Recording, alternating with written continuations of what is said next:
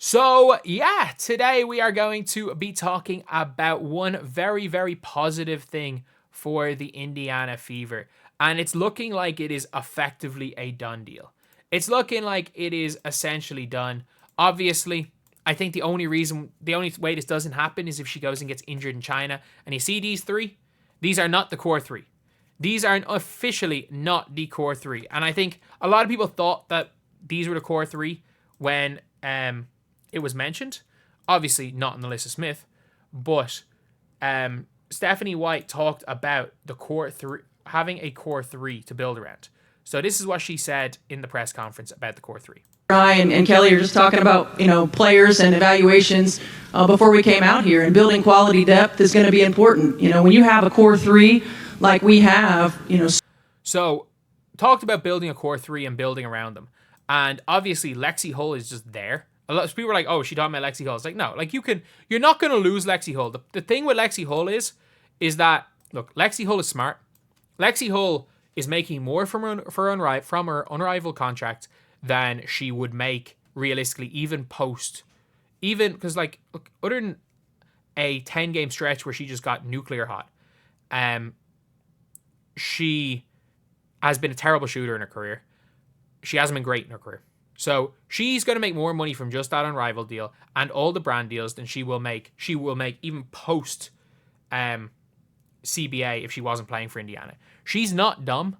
She will stay with... If she becomes the Kate Martin to Caitlin Clark for Indiana, she could take a minimum contract. She would be better off taking a minimum contract the rest of her career in Indiana.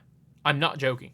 If she can be a quality rotation player, even not a starter, she would be better off taking a vet minimum or a minimum contract for her entire career and staying where Caitlin Clark is than leaving. So she's going nowhere. They're not going to have to pay her that much, but she is going absolutely nowhere. The core three, as you can see here, from Scott Agnes. So, someone said, Scott, did you get the feeling when she mentioned core three, she meant Kelsey Mitchell? And he says here, yes, mentioned with me on Friday too. Kelsey Mitchell's not mentioned in this article, which is a bit of a weird one.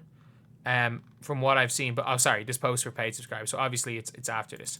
Up to this point, Kelsey Mitchell had not been mentioned. So the fact that she is planning to build around a core three, with one of those core three being Kelsey Mitchell, means Kelsey Mitchell is not going anywhere. Like, she's staying, she'll be there, and Caitlin Clark, Kelsey Mitchell, and Aaliyah Boston, the three All-Stars, they're all going to be, they're all still going to be there. And I do think there are scenarios, like, I don't know what happens if she goes and gets herself injured in, they might just out of loyalty. They honestly might just, out of absolute loyalty, give her the max deal anyway, because even if she's injured, they could put her on the suspended contract and just keep her there. And I don't know if they get paid still on the suspended contract. Either way, it's going to be a quite interesting one to see. But she's back. She's back. And they're all going to run it back. And I think everybody knew they were going to run it back. Because look, 2025 WNBA free agents, as far as at that shooting guard position, the best is Kelsey Mitchell. Maybe Kelsey Plum is better than Kelsey Mitchell. But, like, that is a maybe. I think fit-wise, maybe Kelsey Plum is better.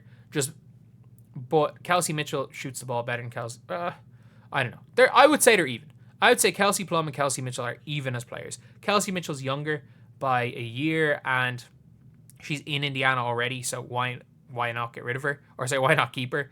But of the other shooting guards, you got Taurasi, who's going to retire probably. If not, she's going to stay. You got Erica Wheeler, who they're not giving another max to. You've got Aerial Power, is not even close to being as good. The only, like, on-the-court player that I think might be as good, if not better, than a Kelsey Mitchell fit-wise is Dejanay Carrington. And obviously, Dejanay Carrington is not signing with the Indiana Fever. It's a terrible shooting guards. So you have a max contract and enough money on top of the max contract to pay Satu. To trade for another max contract player. You can sign a max contract and trade for a max contract. So, yeah, there's absolutely no way that they're going to let her go. There's absolutely no way. But, Yeah, it's going to be very, very interesting. And it's good that they have effectively said early in their careers, not early in their careers, like early in this where it's like, I know there's no free agency till like January, but they're like, well, yeah, Kelsey Mitchell, you're going to be staying. You're going to be staying. Like, obviously nothing has been official. And look, if she goes and tears her ACL in, like if she tears her ACL in China, things change. So they're not going to say we're keeping Kelsey Mitchell, or even putting words in Kelsey Mitchell's mouth saying that she's guaranteed to stay. But at the end of the day, look, we're all watching. We're all watching the same games you guys are watching. We're watching the same press conferences that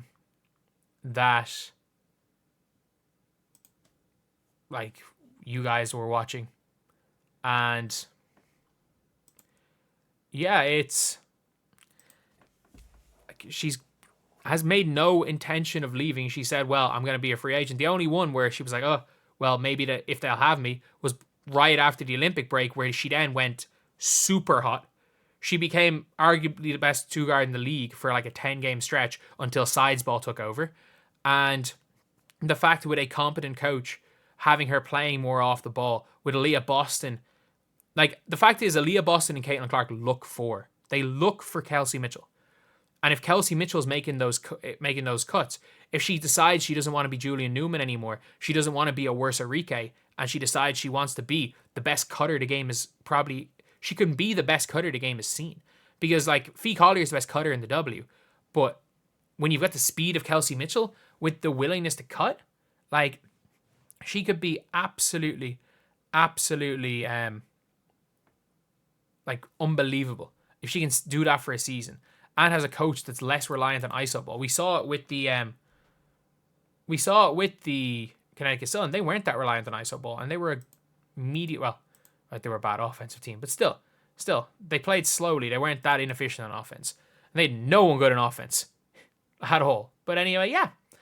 Let me know what you guys think. Obviously, Kelsey Mitchell coming back to join these three and Stephanie White is massive. It is absolutely massive. And the Indiana Fever, I wouldn't say they're the favorites to win a championship next year. I don't think you can really be favored when the Liberty can run it back and replace Sloot with another max contract player. Like the Liberty can actually add a max contract player. And they're not going to lose anyone to the expansion because they're going to lose Maureen Johannes probably. So that's not a player they already had. And if they don't lose Maureen Johannes, they then add Maureen Johannes next year. Like, anyone who thinks the Liberty aren't the favorite are nuts. The Lynx have the exact same team. Maybe they won't catch people by surprise, but they're so good. With Hyden and Gone, if they can find a cheaper backup point guard, say Maisha Hines-Allen, and maybe they can find a better backup like 4 or 5 than Dorka Yu has when Alana Smith goes down, like they could be really good. But after that, like I'm taking Fever next year over the Aces. Not sorry about them. I'm taking them over the Aces.